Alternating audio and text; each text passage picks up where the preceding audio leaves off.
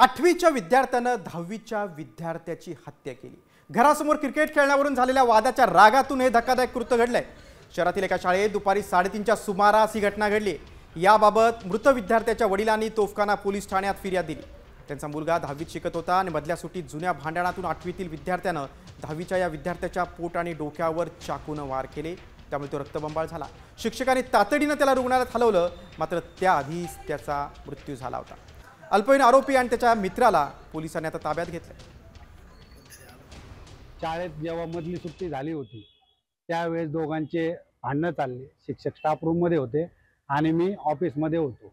मुलं ज्यावेळेस ओरडून मला सांगायला आले सर भांडण आले, त्यावेळेस कुलकर्णी सर, सुनील कुलकर्णी सर आणि मी ताबडतोब घटनास्थळी गेलो। बाईकवाल्याच्या गाडीवर त्याला टाकलं आणि आम्ही तिघ जण सिव्हिल हॉस्पिटलला गेलो आणि तिथून पुढे त्याचा विलास सुरू झाला। चाकूने मारलेला आहे आणि सदर जे दोघंही राहणारे आहेत ते सर्जेपुरा या भागात राहणारे आहेत आणि जवळजवळ त्यांची घर आहेत, 100 मीटर अंतरावर त्यांची घर आहेत।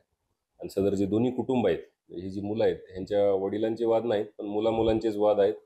क्रिकेट खेळण्याच्या कारणावरून वगैरे वगैरे छोट्या छोट्या कारणांवरून मुलांचे वाद आहेत, त्यातनं हे भांडण झाले। आता isakal.com आहे देशातील नंबर 1 ची मराठी न्यूज वेबसाईट।